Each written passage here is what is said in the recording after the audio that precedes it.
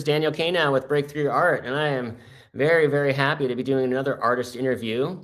We're sitting here with Dickie Richard Bell, who's from Los Angeles, artist, painter. We got to meet him recently at the Gloria Delsom Gallery of Contemporary Art in downtown LA, and was immediately stricken with the power of his work and the power of his persona. And I'm really grateful and thankful to be sharing the space and be able to ask you some questions. Richard, Dickie, however you want to introduce yourself, please tell us about who you are, and we'll go from there. Yes, I'm known as Dickie Bell. I'm Richard Bell, but my friends call me Dickie, and I'm a local area artist. Um, I have been painting for probably more than 20 years now, and my home base is downtown LA. My home gallery is Gloria Delson. That's where I show most of my work most of the time, but I've shown all over. And I'm just happy to be here and happy to keep cranking out new works. Wonderful. Well, your life story is very interesting. I know we'll get into it, and I'd like to just know, to start off, why is art an important part of your life? What does it do for you? Art is more of something I feel like I have to do. Why is that? Uh, it's um, it's like I have to get this out of me. I just it's just something that I'm driven to do. If I'm not painting, I get depressed. So it's just something I have to do. And when you're doing it, like, what does it do for you? What is it? Oh, well, like when I'm actually putting the paint to canvas, it's more Sure. like it's like you zone out, and a lot of it, even though I'm, painting structural stuff, I'm not an abstract painter by any stretch of the imagination, but I'm a figurative painter. But as I'm painting, it's still kind of like a stream of consciousness thing of how I'm applying the brush strokes and applying the paint. So yeah, that's how I do it. And you were telling me in our conversation before the interview about an accident you had when you were in IT, which kind of brought you full circle to where you are. Tell us a little more about that. And you mentioned something that you had a near-death life experience that kind of like you were spoken to, that like you have to paint, you have to make art. That's Right. beautiful. Yeah. So yeah, I used to work over in Silicon Valley back in well, I don't want to date myself, but it was a while ago. Silicon Valley. The bubble burst, and that's when I had to move on. To other things. But my uncle, who's a famous artist, his name is Raymond Howe. He was up there. He's my great uncle, and he's the one that kind of mentored me. He's the one that told me I could paint before I knew I could. And so after work, I would just drive over to his loft in Oakland, and we would just. I thought we were just playing with paint, really, but he was teaching me everything, like stretching canvas on stretcher bars, um, priming, the whole work, and even to the point where we were making frames from mold, like from there was a molding company, and we would get the scraps from the back of the company and make frames from the scraps. So yeah, he was teaching me more than I realized he was teaching me. So and then as a result of all that work, um, it was a very lucrative field. So I bought a pretty fancy sports car, ended up rolling it on the freeway here in LA, and broke my neck at C6, C5, and C6. And I was on life support for 3 months. After which my mom said, yeah, they had to revive me twice. Wow. I don't remember. I mean, you don't remember dying. It's like all chaotic, but I do remember being in that they call traversing the Black Forest, and I there were several messages I got, but one specific message that was undeniable was you have to paint, and so that stuck with me. Even though after therapy and everything, I was still too weak to sling a brush around, so I had to just basically keep working till I got stronger before I could paint for more than like 5 minutes at a time. So It's that's really how. an amazing story. This concept of traversing the Black Forest that and getting this message that you had to paint, and then here you are, this incredible figurative painter. How did painting the figure, the female body in particular, just the human body, how did that draw you as being your modality, the theme that kind of brought you into getting back into this world, to become in this world of being an artist, where now it's your full-time thing, and it's what empowers you and gives you life to do what you do. I mean, to be honest, the biggest thing is, that's the creator's greatest creation. So, in a way, you want to mimic that. But my experience was that in college, I was pre med. Before I knew I could paint, I would Mhm. have to draw the different structures, muscles, bones, in order to memorize the names, for tests and stuff. Right. And I ended up having to take an elective in college. So I took an art class. And that's when I realized, oh, wait, I can actually draw stuff.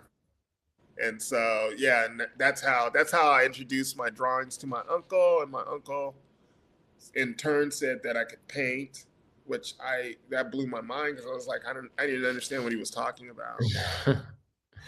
So So yeah, it's amazing. You went from an anatomy class, doing anatomy as a med student, to then taking a drawing class, to then having this freak accident after working with your uncle, to then having this full circle to now you're a full-time painter.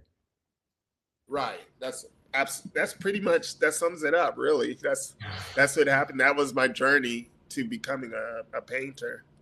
And now, if like I said before, if I don't paint, it really bothers me. If I go a couple of days without painting, or prepping a canvas or sketching, yeah, it really bugs me. What happens for you? What comes up for you if you're not making that art, not doing that creative process? Oh, just generally life.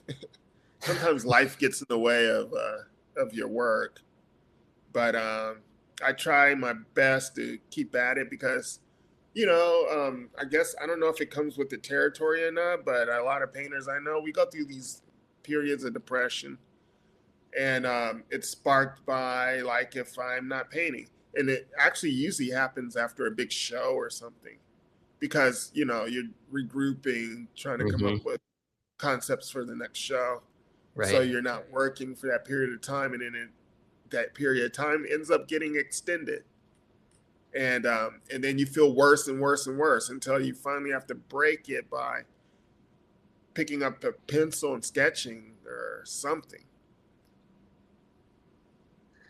When I met you at the Gloria Delson Gallery last month, I was intrigued by this series, or I saw one or two pieces of these blue figures, and this palette was just so minimalistic and so beautiful at the same time. And I asked you, I'm like, why are you painting these figures blue? You're like, oh, because I just had a lot of blue paint.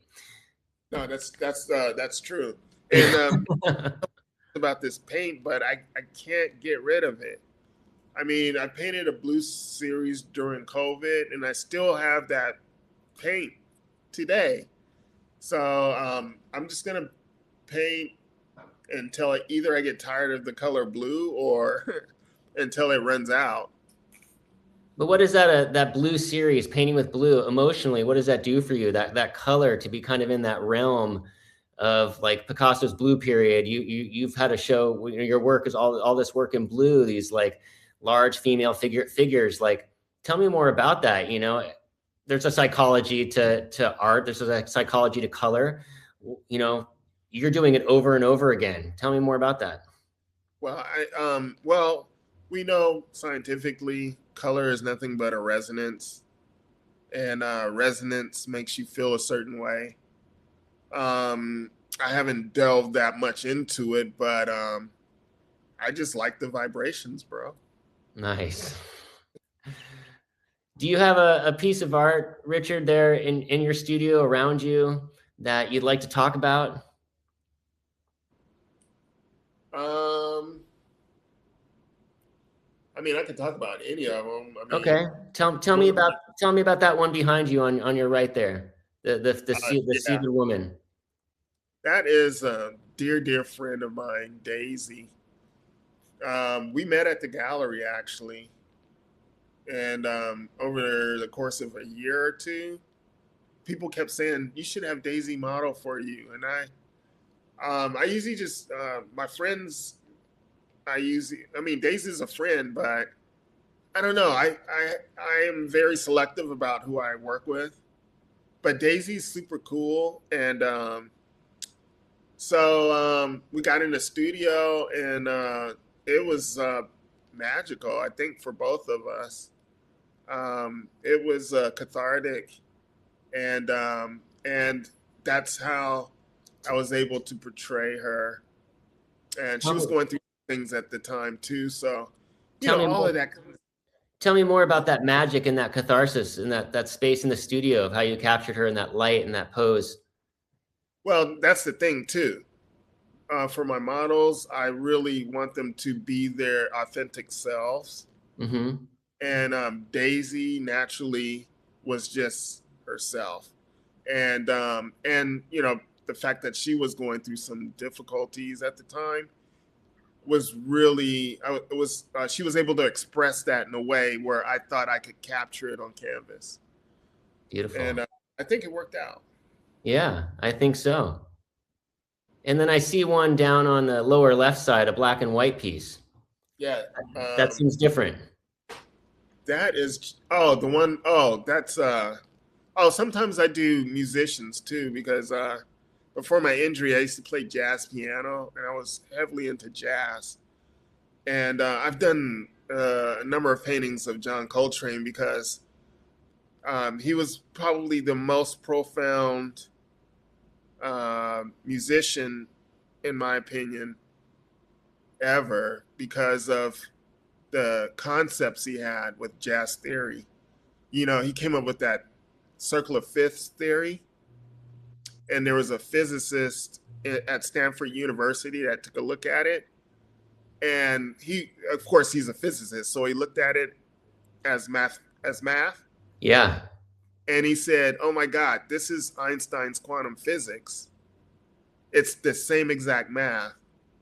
And not only that, it's the same math as what we call the harmony of the spheres. It's the way that the planets resonate. All the planets resonate at a certain frequency, and it's the same exact math, and that's how they stay in orbit through amazing. that. So it's all connected. It's all connected. Yeah, you see that connection between physics, between music, between fine art, this relationship of sacred geometry, or just the process and intentionality of the art making, and that's Absolutely. really beautiful. Would you And say that as you're kind of downloading and painting these figures, are all these figures that you paint, especially the women, are they all live models? Do you paint from photo? Do you paint from your imagination? now I paint from photo. I mean, I paint from photo as a reference, but the I don't know. I don't want to give away all my secrets, but this the key to the paintings to make a successful painting is actually math. It's Fibonacci sequence, golden ratio, rule of thirds. Yeah, All of that stuff ties into making a proper piece. yeah. So yeah, I utilize all of that. Going back to your injury, your spinal cord injury, have you been able to work with other spinal cord survivors, inspire them to become painters, to pick up a brush or a pencil to make art? Like how have you made some connection with that community based on how you've come out of this and where you are I, now? to be honest, the community is the one that got me back into art. I was, when I first got injured, there wasn't much information around about, how to survive with an injury and whatnot. And I met up with these guys when I was at Rancho for rehab. And afterwards, we met up and we started talking about, man, my friend Ray was like, we should do a radio show or something. And I was like, oh, man, but I'm IT. Why don't we do a social media site? And so we did. It was called Push Rim. And then we ended up doing video podcasts. We did like, I don't know, about 68 episodes. And so we interviewed everybody. And we interviewed a guy named Carlos. And Carlos was the one that was like, oh man, you should come to the Art of Rancho show at Rancho Los Amigos. And my first thought was, man, I don't want to see a bunch of cripples trying to draw. I was totally not interested, but I went anyway. Mm-hmm. And the artwork actually blew my mind. These guys were prolific. And then Carlos was like, well, you got to try to be in the show next year. And I was like, man, I got to get busy. And that's what really spurred me on and gave me the gas to try to pump out some work. And then I used to work with like friends like Daniel Alvarez, he's gone on to become a comedian now, a sit down comedian. Uh-huh. But yeah, he became a pretty good artist in his own right too. But now he's shifted to doing comedy, which I'm not mad at him for. So, That's super yeah. inspiring. Really inspiring to hear about how that show, how the other artists in similar situations to yourself, at first it pushed you away, but then it actually brought you in, invigorated you, and put a fire under you to like get out what you have within you in a way that you probably never thought you had the potential to do. Right. Absolutely. And then from there, I mean, the Art of Rancho show was cool, but it's like, it's like a community thing. And I don't know why, but I guess I had bigger aspirations. And I ran into a lady, Kristen Bryn. She's a fabulous artist. At a not at a fundraiser, it was a nonprofit, and her art was hanging, and it was displayed so professionally. And I actually had two canvases rolled up in my backpack at the time. I don't know. I must have been coming from someplace to the other, and she just snatched them and looked at them, and then she was like, "Man, you should come by my studio," and right down the street in Atwater Village. And so I went, and then she was getting ready for the Beverly Hills Art Show. So I went over, and then she was like, "You got to be in this show." So she introduced me to the lady that was, basically over the show. Her name was Karen. And I gave Karen a card, and Karen was like, "You got to apply." And it's a judge show. So the pressure was on. But I applied and I got in. And I did that show for like 5 years. But through that show, I got to meet a lot of gallerists and, other art professionals. And I don't really go anymore because that show is just a lot of work. It's a huge hassle. So I prefer to show at galleries where it's more, I don't have to worry about hanging my own stuff, Mm-hmm. stuff like that. So It seems like you've had a lot of little angels and little birds around that have just kind of carried you through from one thing to the next with all these wonderful opportunities kind of guiding you and handing you opportunity. absolutely. I mean, we can't do it in a vacuum. Everybody needs help from their community to do whatever it is you're inspired to do. You got to have, a little lift along the way. Yeah. And now you're showing your work at the Gloria Delsom Gallery, primarily these beautiful figures, these women that you're painting in the female body.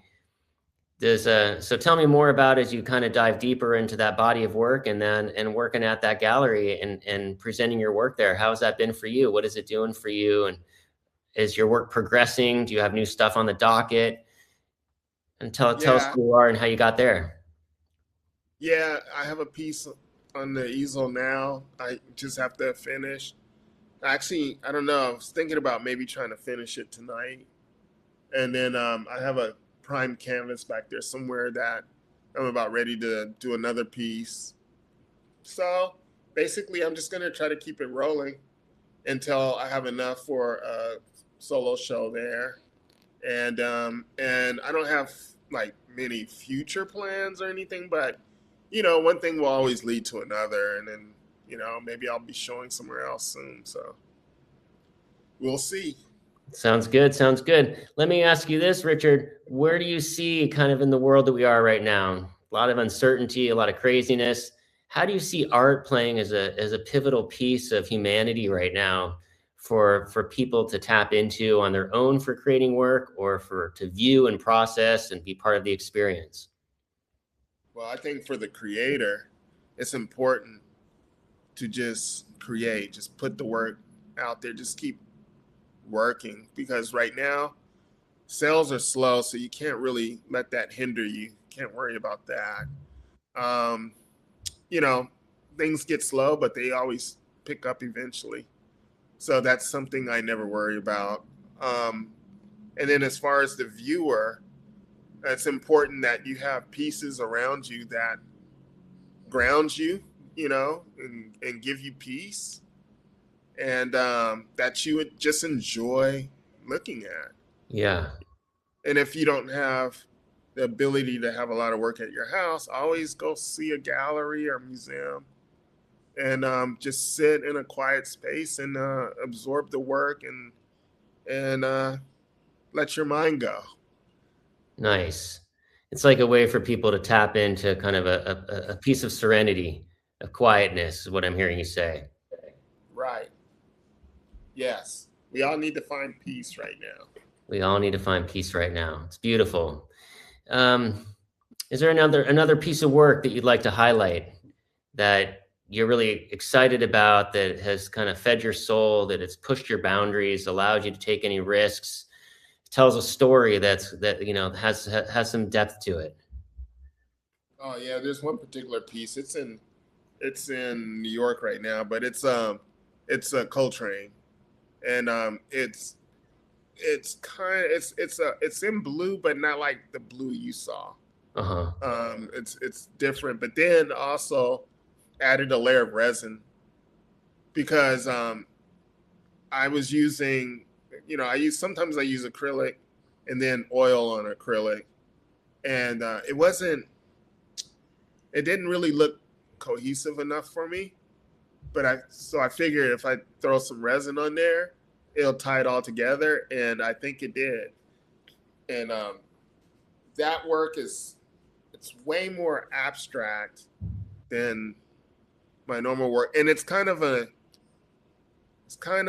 ode to my uncle, Raymond Howe. It was painted in kind of his style.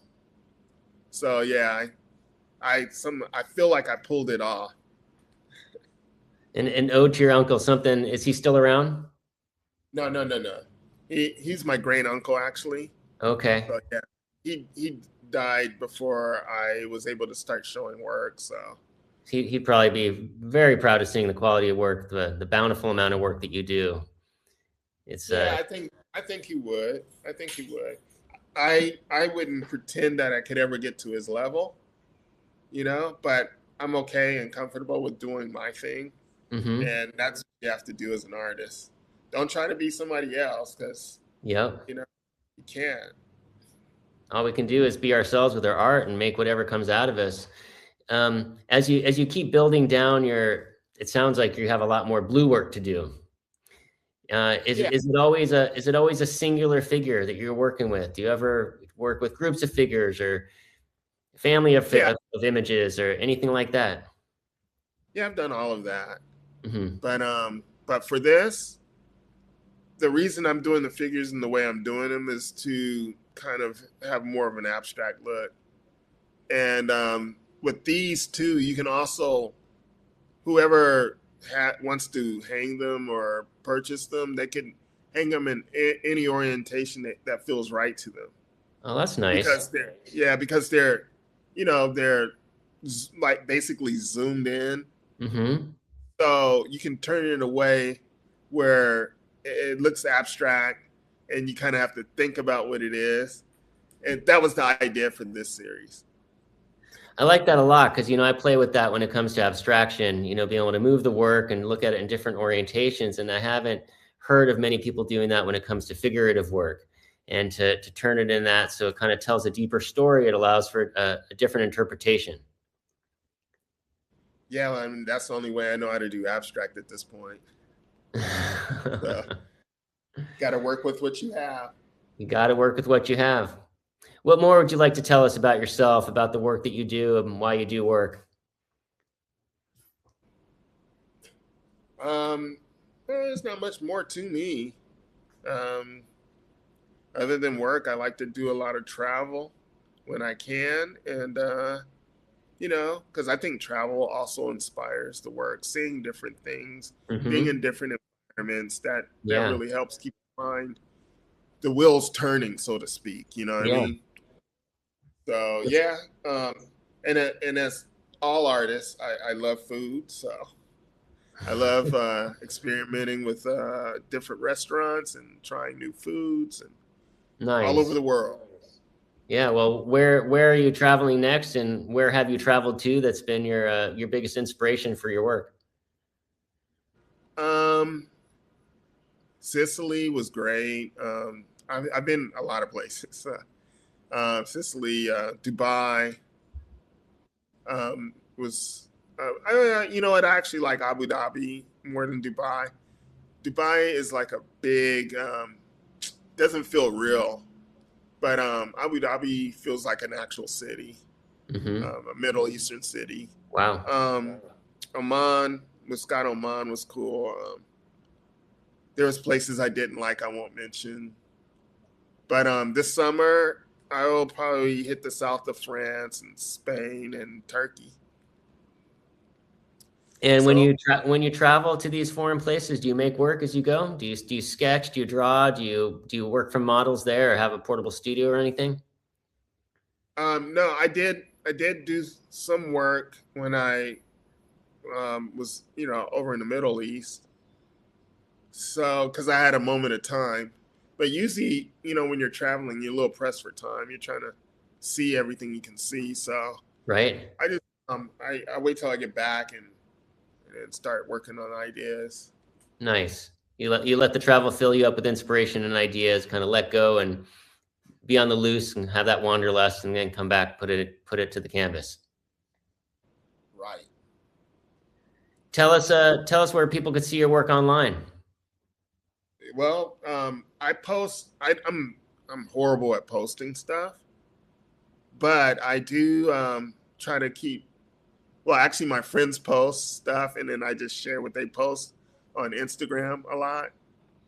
Also, my website is rbellart.com, which I haven't even. I don't even. I have to go on that website. I haven't updated that. I'm just horrible at that stuff. But so I would say probably your best bet is Instagram, where I'm Dickie Bell, and that's yeah, you can find me there.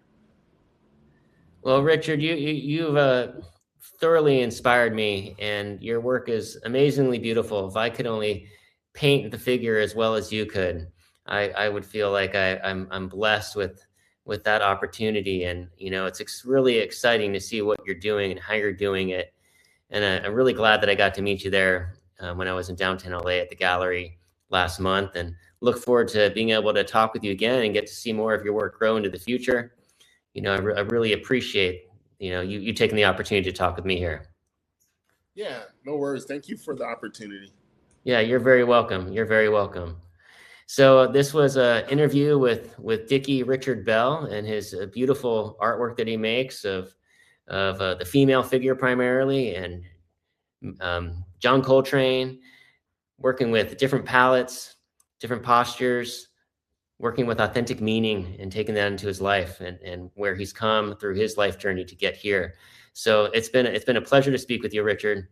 And don't close out just yet. We'll end the interview, and I look forward to talking with you for a few more minutes. Okay.